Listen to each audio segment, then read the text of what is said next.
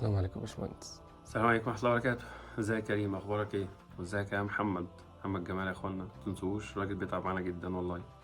بص يا باشمهندس، والله السؤال ده مش من حد، ده مننا. عايزين نصيحة للطلبة قبل ما يتخرجوا، نعمل ايه؟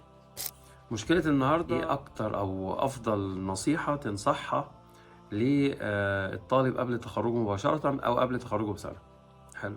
يعني الراجل خلاص بقى ايه، خلص مرحلة الدراسة الاساسية، اللي هو احنا بندرس من ايام حضانة، ابتدائي، اعدادي، ثانوي، جامعة. ناقص لك مثلا سنة، او انت في السنة الاخيرة، او انت لسه في سنة تالتة وطالع سنة رابعة، او اذا كانت بقى رابعة في هندسة وطالع خمسة بقى، او اذا كانت سبعة بقى في طب، او ايا كان عدد السنة. فدي السنة الاخيرة.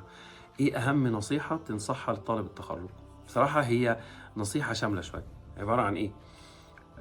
العلاقات، ثم العلاقات، ثم العلاقات. حسن علاقاتك بالكل.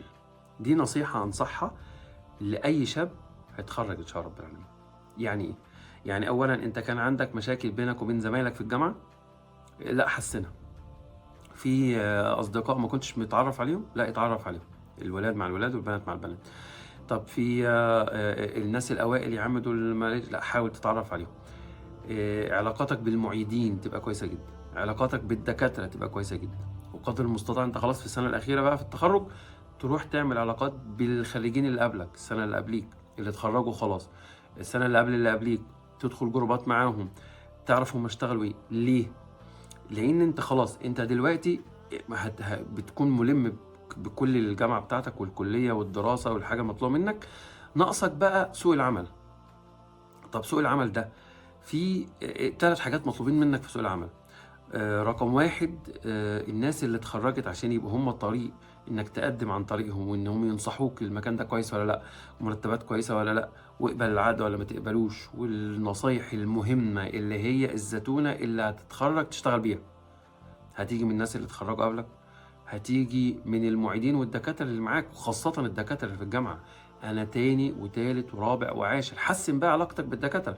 يا سيدي انت كنت بتغيب في بعض المحاضرات، جبت تقدير وحش في بعض المحاضرات، عملت حركه وحشه في بعض الاوقات، الكلام ده كله اتنسى خلاص في سنه رابعه. وخلي بالك الدكاتره، معظم الدكاتره بيعاملوا طالب التخرج ده اللي هو في السنه الاخيره معامله مختلفه خالص عن اللي قبل كده. ليه؟ اللي في سنه اولى وثانيه وثالثه لسه معانا، يعني حتى لو شديت عليه السنه دي، السنه الجايه هيعرف ان انا بشد عشان مصلحته. السنه اللي بعديه مش عارف، هيعرف ان انا كنت باكد عليه، او ان انا كنت متضايق منه او.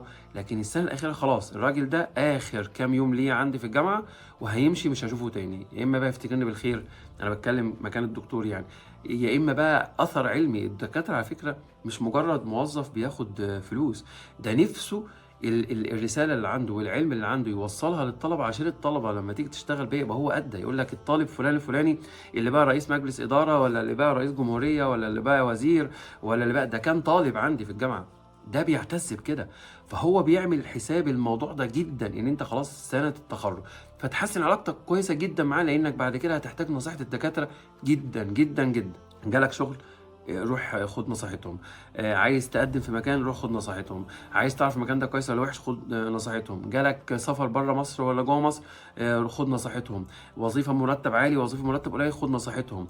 طب اكمل دراسه، دراسات عليا، ماجستير، دبلومه، دكتوراه، اكمل في انهي مجال، اكمل ايه المجال المطلوب، خد نصيحتهم. ما هو ده عشان كده بقول لك حسن العلاقات مع الدكاتره، مع المعيدين اللي هم اقرب من الدكاتره ليك في بعض الاحيان، مع الطلبه اللي بعد كده هيبقى ده صاحب عمرك. بعد كده خلاص انت بقى ايه، المنافسات اللي في الجامعه والمشاحنات ومش عارف، الموضوع ده اختلف. ممكن بعد كده تلاقيكم انتوا الاثنين في شركه واحده قاعدين جنب بعض، في حقل واحد قاعدين جنب بعض، في مصنع واحد قاعدين جنب بعض، في مستشفى واحده قاعدين جنب بعض.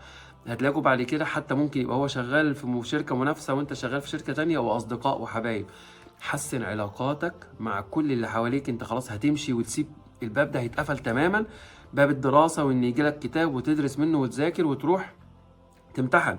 بعد كده هيطلب منك شغل، ويا هتاخد مكافأة عليه، يا هتاخد مرتب عليه، يا هتاخد خصم عليه، يا هتترفد وتمشي منه.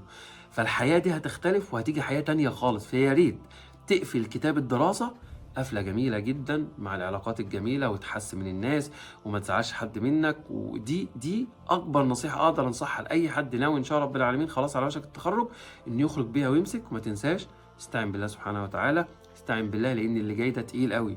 الحياه العمليه دي حياه بقى هي الزبد كله، هي بقى نتيجه المجهود اللي انت تعبته في عمرك ده كله، واللي والدك ووالدتك تعبوا معاك. فاستعن بالله سبحانه وتعالى وتوكل على الله، وان شاء الله رب العالمين تبقى الحياه العمليه جميله، والحياه الجامعيه تبقى ذكرى جميله. واشوفكم ان شاء الله في فكره لبكره للمشكله الجايه. السلام عليكم.